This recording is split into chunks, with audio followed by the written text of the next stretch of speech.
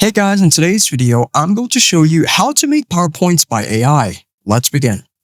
So once you open up a blank presentation within PowerPoint, you're going to go to the ribbons area and you're going to select the Insert tab.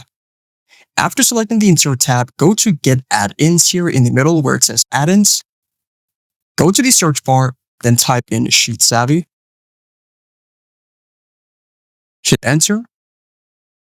And there it is, Sheet Savvy AI. Boost productivity with AI, seamlessly create formulas, presentations, and enhance writing. So you're going to go to the right side here, then select Add. Now, after clicking on Add, what you'll notice is that in the ribbons area, the Sheet Savvy AI section has been added. So we are going to select it there. Then go to the left side here where it says Open Sheet Savvy AI. We're going to click it, then wait a few seconds here.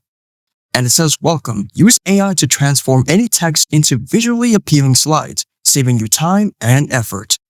So you can either create slideshows quickly based on your ideas, or you can use the compiler, inserts, translate, or remix one, or rewrite, or create images using AI, make templates, and use the dashboard. So we're going to use generate for today's video.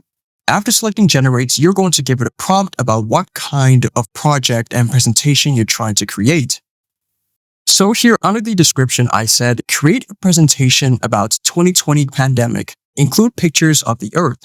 And then you can also select some advanced options such as choose the language and change the tone and change the AI template. So in the tones area, I'm going to select professional. Then go to the bottom, click on generate. Generation may take up to a minute, so please be patient. So we just have to wait a few minutes until it is finished. And as you can see here, it is currently generating our presentation about the 2020 pandemic.